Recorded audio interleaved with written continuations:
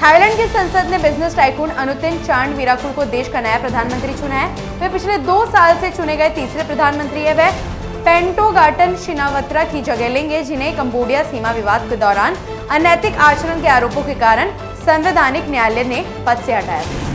केंद्रीय कृषि मंत्री शिवराज सिंह चौहान ने कहा कि जीएसटी स्लैब में बदलाव से किसानों को ट्रैक्टर खरीद पर 25,000 से 63,000 तक की बचत होगी। अन्य कृषि उपकरण भी अब सस्ते मिलेंगे, जिससे खेती की लागत घटेगी। ये सुधार किसानों की आय बढ़ाने को और कृषि क्षेत्र को मजबूत करने की दिशा में अहम कदम है।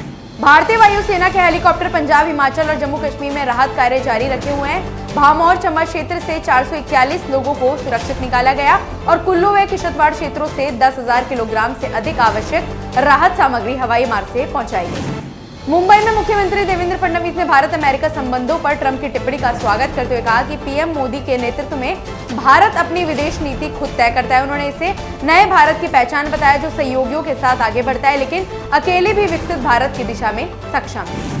केंद्रीय मंत्री अश्विनी वैष्णव ने कहा कि जीएसटी सुधारों से मध्यम वर्गीय परिवारों को बड़ी राहत मिली है और ये 140 करोड़ देशवासियों के जीवन को सीधे प्रभावित करेगा। उन्होंने बताया कि टैक्स के पुराने मक्कड़ जाल से छुटकारा दिलाकर रोटी, कपड़ा और मकान पर दबाव कम किया गया।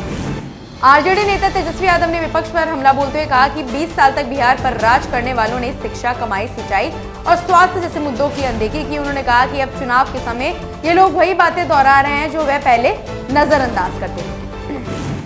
एरोकॉन 2025 को संबोधित करते हुए छत्तीसगढ़ के मुख्यमंत्री विष्णुदेव साय ने कहा कि राज्य अपनी सिल्वर जुबली मना रहा है और ये उत्सव 15 अगस्त 2026 तक चलेगा। उन्होंने बताया कि पिछले 25 सालों में छत्तीसगढ़ भुखमरी की स्थिति से निकलकर अब हर क्षेत्र में विकास की नई ऊंचाइयों तक पहुंच रहा है। हरियाणा के मुख्यमंत्री नैब सिंह सैनी ने भाखड़ा डैम में बाढ़ को लेकर बीबीएम चेयरमैन की टिप्पणी पर जवाब दिया। उन्होंने कहा कि राज्य ने पीने के पानी की मांग की थी और गुरुओं ने मानव सेवा का संदेश दिया है। सैनी ने राजनीति से दूरी बनाते हुए सभी से मिलकर बाढ़ त्रासदी का सामना करने की अपील की। भारतीय रेलवे ने मध्य प्रदेश के खाचरौद नागदा सेक्शन पर पहली बार 2x25 kV ट्रैक्शन सिस्टम शुरू किया, जो पारंपरिक ओवरहेड उपकरणों की जगह लेगा। ये कदम मिशन रफ्तार के तहत तेज गति और कम ट्रांसमिशन लॉस सुनिश्चित करेगा। दिल्ली के बदरपुर इलाके में 4 मंजिला इमारत गिर गई है। मौके पर पुलिस, दमकल और अन्य एजेंसियों की टीमें राहत और बचाव कार्य में जुटी है। हादसे में घायल लोगों को निकालने का प्रयास जारी है।